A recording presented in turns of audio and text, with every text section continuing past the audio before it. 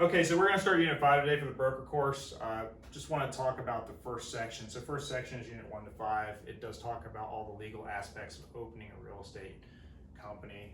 It does talk about who can be a company, who can't be a company, what we're requiring on signage, what the fines could be, what a citation is. We didn't talk about the real estate recovery fund or disciplinary process or inspections. That's all coming now. So again, we need to talk about changing our address when we are a office so that the FREC can communicate with us, because most offices aren't manned all the time anymore. So they need to have a way to communicate with us. If you don't update your address within 10 business days, you can be subject to an administrative fine of up to $500. So this chapter is going to talk a little bit about minimum office requirements and what's required on signs, what licenses are needed, brokerage relationship disclosures, and then how we handle escrow account audits. Now, it also is going to bring into the equation the process for complaints, how they're handled, how the real estate recovery fund is dispersed, what happens when the real estate recovery is dispersed, and all those things as well. So first thing we're going to talk about is the complaint process, and this is just an overview of the complaint process. So I'll read out the steps. We're going to go through each steps individually. But first of all, a complaint is filed. It can be anonymous through the My Florida License website, DBPR website. Then there's some investigation fact-finding mission on the process or on this complaint. We have a probable cause panel. There's two people on that. The two people on that are now determining if this is even a valid complaint, because sometimes people are just malicious and they're mad at something, so they're going to file a complaint just to give you a hard time. Once that happens and they determine that there's an issue, probable cause panel will issue a formal complaint when they find probable cause. If not, nobody finds out about it, they dismiss it, and you move on. So you may have had a complaint and just never knew about it because they said, oh, this is bogus. Informal or formal hearing is then conducted once the complaint is found and issued. There's a final order issued by an administrative law judge, and then there's a judicial review if you need to appeal it. Right? And we're going to talk about the process for all of these items. Good so far. So step one, there's this complaint. A complaint filed. It says an alleged violation of the law or the rule, right? This complaint has to be in writing. So you can submit it online, or you can send a letter into the DBPR, and there's a complaint form to do that, right? Is there a legal sufficient violation going on? Is there a DBPR rule? Is there a FREC rule? Is there a Florida statute? These are the things they're going to be looking at. These are things that the probable cause panel is going to do. If it's an ethics type deal, it's not going to go to the DBPR. It's going to go to your local board, and then they're going to have their own review panel. Similar process with your local board, but this is for legal stuff. This is not for this is for licensee stuff. This is for licensing law violations, not for what you should have or shouldn't have done based on ethics. Right? Does that make sense? Complaints can be anonymous, right? The DBPR may investigate anonymous complaints or one made by a confidential informant if the complaint is in writing and legally sufficient. So legally sufficient means it's going to violate one of those rules, right? The alleged violation needs to be substantial. Somebody has to be damaged by this complaint. And the DBPR has some reason to believe that this is true. Somebody might accuse you of a fair housing violation, for example, right? And they come into your office and you don't have a sign up. I mean, there's some validity to that. So then there's an investigation. They're looking into it, right? This is what we're talking about: coming into your office, looking at signs, maybe investigating a file, taking a look at it. Did you disclose lead-based paint, for example? Well, if you did disclose it, where's the handbook? Where's the signatures on the document, right? On the disclosure. A lot of the course defines who the parties are. We have a complainant, right? A complainant is the person that files a complaint. A copy of this complaint is sent to the licensee. You're the subject, right? It's going to be sent to the broker. It's going to be sent to the appropriate investigative party, right? The DBPR. And then we have a chance to submit this written response, right? And you're given a certain amount of time to do that. And we should cover that later. I think it's 21 days, but I want to double check that. DBPR conducts an investigation again, administers oaths and takes depositions, right? They're building facts, right? This is for that probable cause panel. They're examining respondents, witnesses, complainants. So you're the respondent as a licensee, right? Issuing subpoenas, conducting audits of escrow accounts if needed, and DBPR issues this investigative report and then submits this report to the probable cause panel. Probable cause panel is, again, 2 people, and we're going to talk about the composition of that versus the composition of who makes a decision on majority votes. But probable cause panel has to have a majority vote to push the complaint to the next level, right? Because if there's 2 people, you really have to have a unanimous vote, but the book read says it's a majority vote. Well, 50-50 is not a majority, so you would have to have unanimous consent of the probable cause panel. If this complaint is really substantial, then the DBPR FREC can decide to suspend your license right away. So they issue this emergency suspension order because of the violation being so great that it could be damaging the public even as we speak, right? DBPR secretary can issue this emergency summary order, and then this is followed directly by an immediate suspension of license or revocation proceeding. Again, this is in the worst case scenario. It doesn't happen that often. Most of the time they're going to go through the process. Now, there's a counteraction on that as an agent that we can use to help us continue to practice even if this was issued. Probable cause panel is 2 FREC members, 1 professional, 1 current member. All right, FREC panel. FREC has 7 people. Do you remember that from pre-licensing? 7 people, 5 brokers, right? 4 were active in the last 5 years, and then there's 2 lay people. There's 1 person over 60, and then there's another person that was either current or formal licensing. Okay, so so we have to determine by majority vote whether this probable cause actually exists, right? So I like to change this majority vote to a unanimous vote because there's no majority on 2 people, right? Does this exist? Reasonable grounds of prosecution, grand jury. We have a grand jury arrangement, right? We have this panel, they're your grand jury, right? Again, it has to be unanimous. The complainant and subject to the complaint are sent to a written notification. We're getting something in writing that this was found and we need to move on to the next level.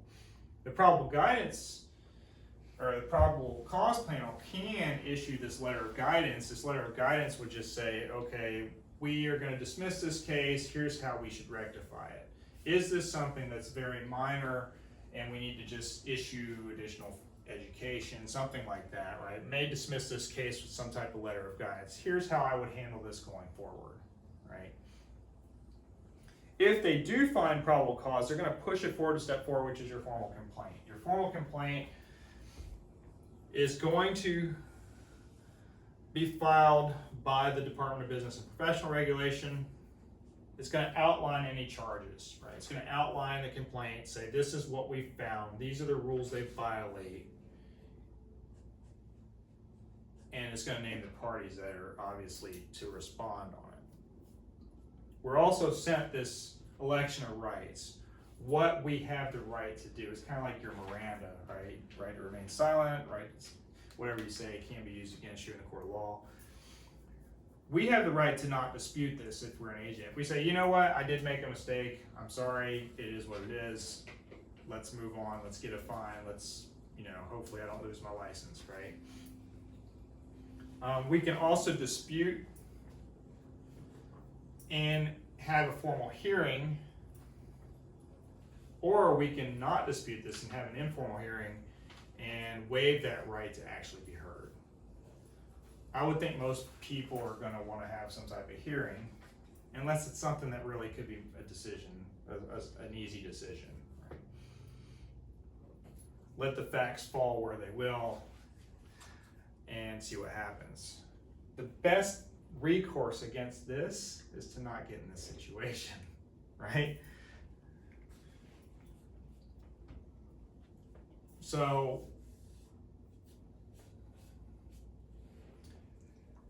we have this thing called a stipulation, which is like an act of God. So a stipulation is when you have attorneys agreeing.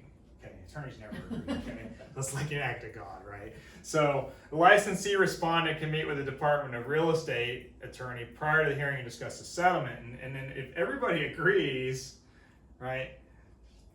If you agree with the attorney agrees with you, everybody agrees, we have this stipulation. The stipulation is agreement to the facts and the penalty that we're going to reach. So basically it's a settlement, right? I'm pleading no contest, it's a settlement. And then that stipulation gets approved by FREC. Again, it's like an act of God because nobody ever agrees on this stuff. You were right, I was right, and then you can actually go further and you can relinquish your license for permanent revocation. So if you know this hearing's really bad, you're gonna lose, you can relinquish your license and not be subject to any more monetary fines from the state of Florida in this case, right? That doesn't mean you're gonna get away from criminal charges, but it does mean you won't have to worry about paying back a recovery fund, losing your license, all this other stuff. You're going to lose your license anyway, so if you're going to voluntarily give it up, then voluntarily give it up. This says licensee respondent may choose to avoid a disciplinary hearing or relinquish their license in lieu of discipline. So if you don't want to go through the disciplinary process, then give your license up. You'll never practice again, and you'll never get another license, so think wisely on this. If it's something you think you can win, then go for it, right? Permanently puts the licensee out of the real estate business, right? This is going to be like, find another career, go bag groceries at the grocery store, and good luck to you, right? The point of this is to protect the public, is to get you out of harm's way, or out of the harmer's way, right? If you decide to go forward from a formal complaint and not relinquish your license, then we have this hearing, right? Informal hearing. It's informal if there's no dispute. Hey, it is what it is. I'm not disputing this. I've waived the right to be heard. We have this informal hearing. Okay, so we gave 14 days notice. For some reason I was thinking it was 21, but we gave 14 days notice, and licensee presents this case to FREC at some type of meeting, right? A commission meeting. Commission meetings are held in Orlando quarterly. FREC probable cause panel is now excused, and the remainder of the FREC panel will decide on this, right? So if there's 7 members, now there's 5 choosing on this. Now we can have a majority, right?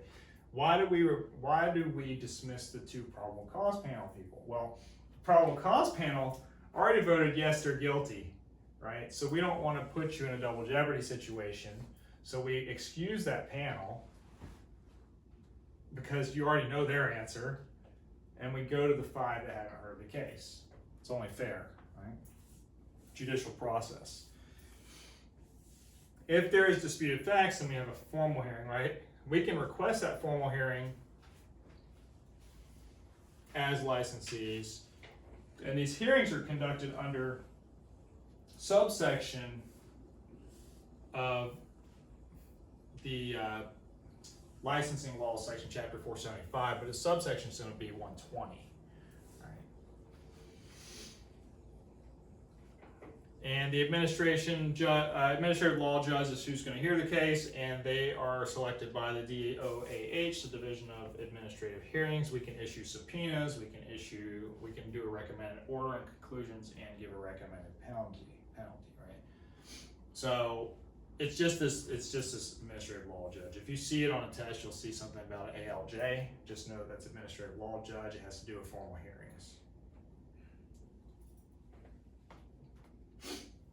Once the hearing is found, once the hearing is completed, we're going to issue a final order. The final order could be good or bad, right?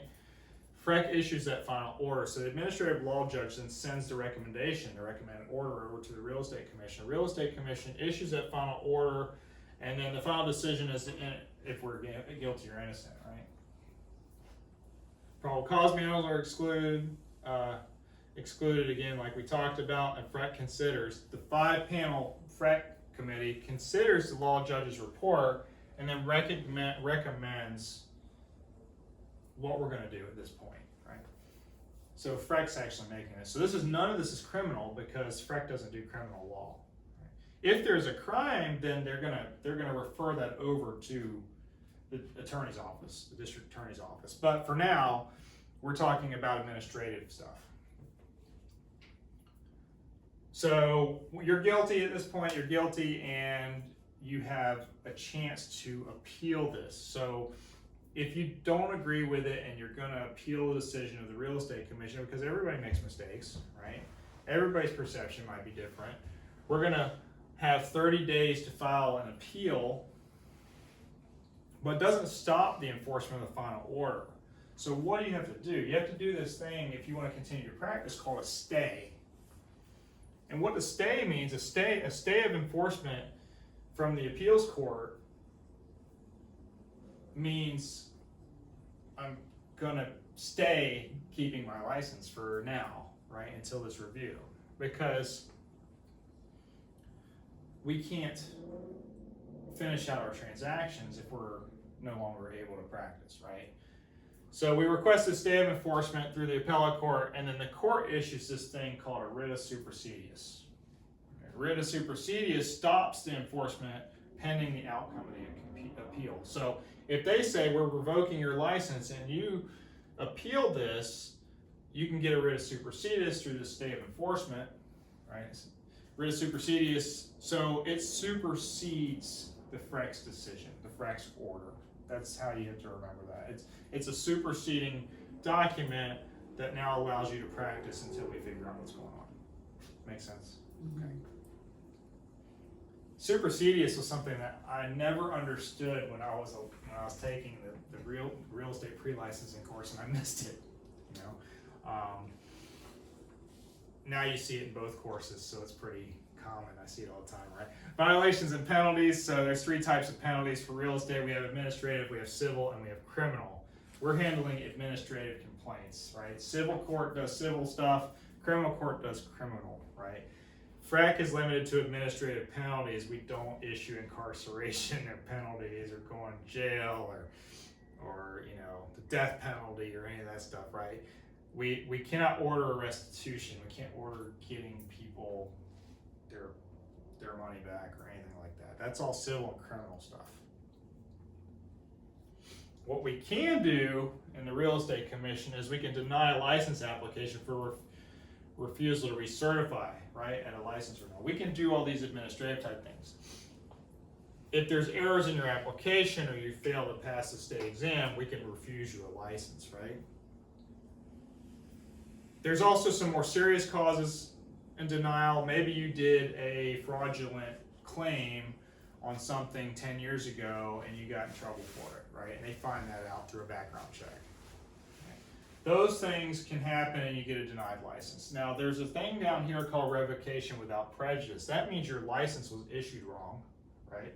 So let's say I applied to be a real estate licensee and they issued me a nursing license. They revoke that license, and usually when your license gets revoked by the state of Florida, then your chances of getting another license are almost impossible, right? In this case, they revoke it on their mistake, and they call it revocation without prejudice. Revocation without prejudice means we issued his license incorrectly, right? We're going to give you the correct license, and we're not going to hold it against you because we made a mistake. So without prejudice means it's okay, we gave you the wrong license, we screwed up. We're going to give you the right license, and you're not going to have any issues going forward. It's basically like a sealed file on that one deal, right? So administrative penalties, here they are listed here. I'll just read through them. They are denial of an application, you get letters of reprimands, you get notices of non-compliances, citations, probation, administrative fines up to $5,000 under 455, 475. You get suspension and revocation, right? These are all the things the Real Estate Commission can do. And these are listed from least serious to most serious, right? The most serious being revocation, never been practiced in the state of Florida again. Now we're talking about administrative, obviously they could be jail time and everything else, but that would be done by the attorney's office. So we get this citation, well, it's weird, they did citation first. We're gonna do notice of non-compliance first. So notice of non-compliance is the least, this is the least concerning of anything, right? Let's say you had the sign incorrect, right? When the Real Estate Commission comes to your office, right? They're gonna say, this is issued for a first time offense for a minor violation, right? A sign being incorrect, maybe you put licensed real estate broker and then you put somebody on there that wasn't supposed to be like on the same line, right? Something like that. It was just a common mistake, right? Doesn't result in any economic or physical harm to anybody, right? It was just a oversight. I spelled somebody's name wrong, I did something wrong. I didn't put LIC real estate broker, I just put real estate broker. You know, those kind of things could get you in trouble, right? You have 15 days to fix this. Now, if you don't fix this notice of non-compliance, they can now issue a citation and have other proceedings. Look, if they ask you to do something, fix it, right? As a real estate broker, if you're opening your own office, fix it, right? That's the thing. So if you don't fix it, you get this citation. So citations for a little bit higher, right? You have 30 days to accept or reject this citation. If there's no action, then the case is closed, right? So if you just accept it and you don't have to worry about anything, the case is closed. You can file this written objection, you get 30 days to do that. That's what they're saying. You get 30 days to appeal some type of citation. If you don't, pay the penalty, fine, and move on. $100, $500. It's a small fine to the state of Florida for having a minor violation. The minor violations can add up and they can open up the case for other violations, because if they're looking at one, they might look at others. And then next thing you know, you've got $30,000 in fines and you didn't do anything wrong except for mess up your record keeping a little bit, which is a big deal if somebody has the potential of being damaged. So we have to be careful with that, right? We already did notice of non-compliance. Kind of goes backwards and forwards. The next level would be administrative fine, and those fines can be up to $5,000. So it's another level of right above citation. And then we skip part and go straight into suspension or revocation. So if a broker's license is suspended or a broker's license is revoked, what happens to the sales associates? Oh, they can't practice. Right, so they all go to involuntarily inactive. So what do? They wait it out involuntarily inactive, or they go work for another broker so they can continue to practice. So what happens with the deals that are in process or in pending or with that broker? So we had a broker that had a revocation hearing recently. So what happens is usually the broker's gonna file the stay of enforcement, right? They're gonna get a writ of supersedious and they're gonna try to work it out, right? So in that case, all the broker's licensees can also work. If not, somebody still has to finish these transactions. So they usually will have somebody assigned to handle finishing this piece and moving through. A lot of times what will happen is, let's say brokerage A has a suspended or revoked license. Brokerage B usually has another person on the deal, so they're handling finishing the deal up. somebody that's working for somebody else. If you're moving over to another broker, you're probably going to finish the deal up because you're still going to get paid on it. So if I move from broker A to broker B to avoid being inactive, I'm going to actively finish that deal. So people are going to be involved that are going to be active legally, right? It's really the only way around it, because if you can't work under the broker, you got to do something, right? You're not going to get assigned somebody by the real estate commission. Somebody's going to take that file over. In the event that I pass away, who's taking over the company, right? The other thing that could happen is it's not the broker, it's the broker. So what are they going to do? Maybe they fill the vacancy with somebody else. You know, maybe they put another broker in place and finish it out. You know, there's a couple different ways around that. So sales associates and broker associates may be active again under an employer. That's what this talks about, right? If a broker's license gets suspended or revoked, it's highly likely they're going to lose a lot of agents. It's highly likely that agents are going to be like, well, gosh, what if this happens again? What if the trustworthiness of this broker is no longer there? Yeah, I'm going to move. I'm not going to stay with that broker. If it's something that makes sense, then maybe I'll take it into consideration, but chances are I'm just going to leave and go somewhere else, right? Now, once all the administrative stuff's done, we then have two other problems, right? We have civil penalties and we have criminal penalties. Civil penalties are enforced by courts, as are criminal penalties. An unlicensed person performs real estate services, right? FREC doesn't get involved, right? Because while it would be a third-degree felony, there's no licensee and no governing body from the real estate commission to handle that, right? Who would get in trouble? The licensee that hired them might get in trouble, but the actual unlicensed person is going to have to be civil and criminal court, right? Licensee commits fraud in a transaction, that's now what? Some type of penalty. I would say that's more criminal, but in this case, the civil would coincide with it because somebody got hurt, right? So they're trying to seek restitution. Recover money paid to a licensee and deny payment of a commission. These are civil penalties. So if my broker refused to pay me a commission on a deal, but I procured that, I can't go to the real estate commission. I've got to go to civil court.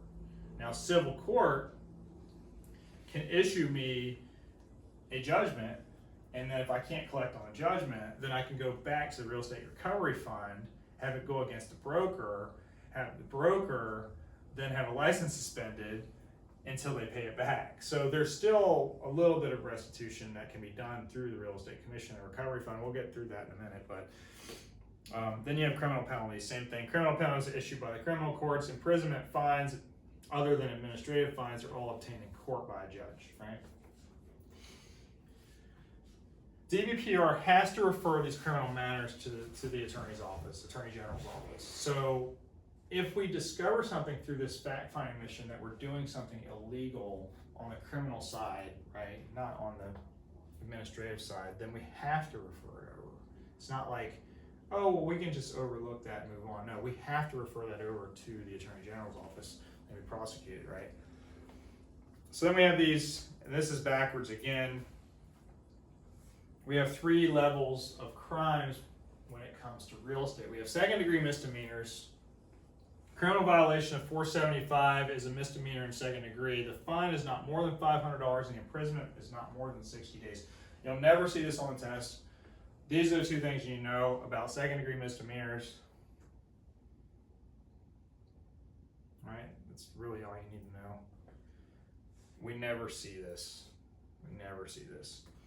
Then we have first degree misdemeanors. I like to say first degree misdemeanors are 1 year in prison and $1,000 in fine. So you have 1, first degree is 1, $1,000 is 1, 1 year in prison is 1, so it's 1, 1, 1, easy way to remember it.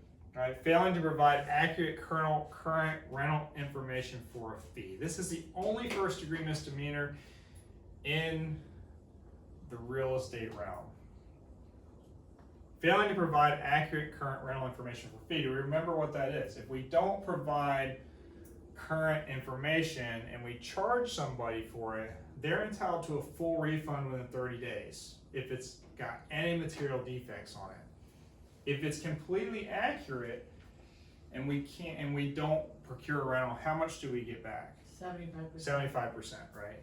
So in my opinion, we shouldn't charge for this information. We should just give it out and hope we get a referral fee off of it. And then we have third-degree felonies, which is pretty much everything in real estate: misleading statement, false information on your application, stealing a licensing exam, duplicating and copying a licensing exam, theft or reproduction of the exam, like I said, unlicensed activity, which there's a bunch of things you can't do in the real estate business, i.e. give advice without a license, right? Those things are 5 years in prison, $5,000 fine. Felony starts with an F, 5,000 starts with an F, 5 years starts with an F, 3 Fs, triple Fs, FFFs, easiest way to remember it in my opinion. Never forget it. Basically everything in real estate. So if we know first degree misdemeanor is what? Rental list. That's all you need to know, right? And everything else is third degree felony, punishable by 5 years in prison, $5,000 fine. So, talked a very brief amount about the Real Estate Recovery Fund. Real Estate Recovery Fund is here to reimburse consumers who have been financially injured by that licensee, right? Because there's a lot of licensees that get in the business thinking they're going to get rich quick, and they don't do anything, they don't learn anything, and they go out there and throw contracts against the wall and hope things happen and people get damaged. Happens all the time. 50% of licensees have been in business less than 5 years, so you have a lot of people that are newbies in the business. You can be in the business 25 years and only do 5 deals, and yeah, you have the experience on paper, but when it comes down to it, you don't know what you're doing. So there's a lot of this going on in the business, especially with the low interest rate environment. We have a lot of crazy times in the real estate business. Now that things have changed, we're not going to have as bad of issues with this. But reimburse consumers who have been financially damaged, right? It's available to those found to have suffered monetary damages from an act of a licensee making a mistake, right? So if a licensee is not involved in the transaction, we can't take a real estate recovery fund, right? And you'll find there's other exceptions, right? If you are a licensee in a transaction that's personal, you can't seek real estate recovery fund issues, right? There's all these things, and we'll go through that list. But these things have to have happened in order to claim from the real estate recovery fund. You have to have held a current active license when the act was committed. So if somebody was inactive at the time of that, we can't do anything about it. You can't be the buyer, seller, landlord, or tenant, so you can't be a party to that transaction to get restitution from the real estate recovery fund. And you have to act solely as a licensee in a transaction. Solely as a licensee, so you can't be buying property for yourself. You can be the licensee for your family member. Your family member could get restitution on it as long as you are only acting as a licensee and not a co-buyer or something like that.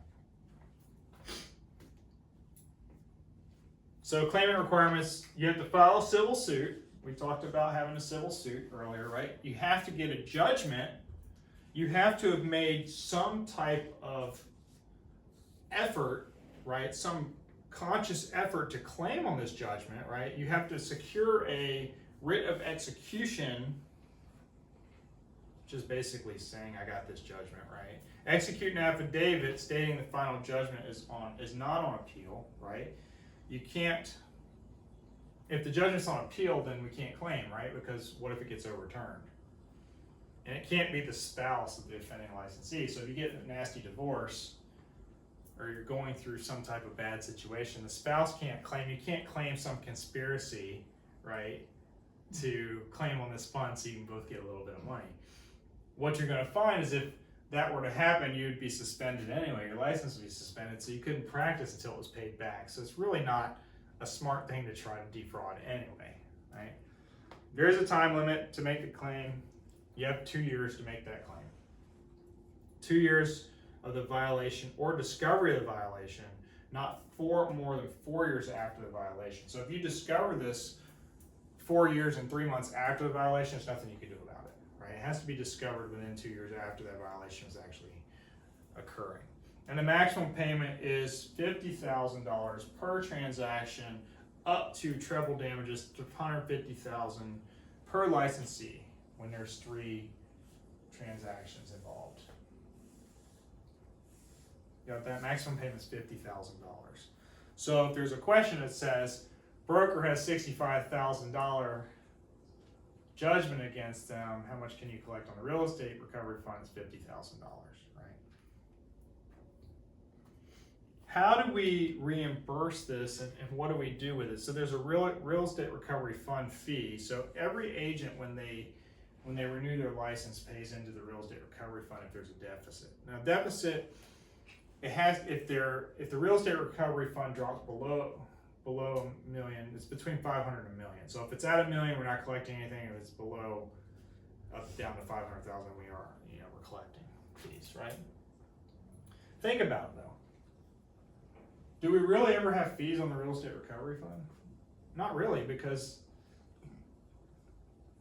who has to pay it back?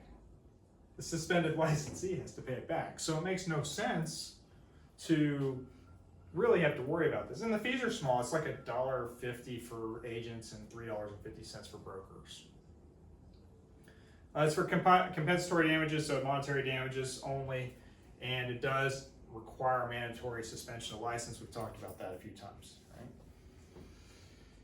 So claims resulting from complying with an EDO. We talked about this yesterday as well. If a escrow disbursement order is requested from the real estate commission, then we have to follow whatever the real estate commission does. That doesn't mean the other party doesn't sue you, right? So if we comply as a broker with the real estate commission, we don't have to worry about anything. If the real estate commission tells us, give the binder back to the buyer, and the seller sues us and the seller gets a judgment and the real estate recovery fund pays this, then the real estate recovery will pay it and we won't have a suspended license because we complied with what the real estate commission told us to do, right? So they're not going to put you in a situation where you're getting in trouble for somebody else's decision, right? So FREC is authorized to reimburse a broker for the amount of $50,000 judgment against them, right? And give you no disciplinary action provided you followed this escrow disbursement order. We do not have to repay that $50,000 in this instance. The broker has to notify FREC of a court case and diligently defend in court the disputed actions. So if somebody sues you, you have to go to court. If you don't show up to court, you're going to have to pay this back. FREC can also reimburse you for reasonable attorney fees and closing costs. Right? So obviously, if the fees were $50,000 and the current attorney's costs were $100,000, it's not reasonable, right? But this is a good situation. This is a reason that a lot of brokers like to do EDOs, because you can then give the money back knowing that you're not worried about it. It's kind of like your insurance policy, right? Doing an EDO takes a lot of paperwork, takes a lot of investigative stuff. Submitting contracts, submitting forms to the DVPR. So that's one of the reasons brokers don't hold EDO or hold escrow, but there's pluses and minuses about it, right? And that's pretty much it for this chapter and how the real estate recovery fund works and the disciplinary process and everything else. Any questions on that?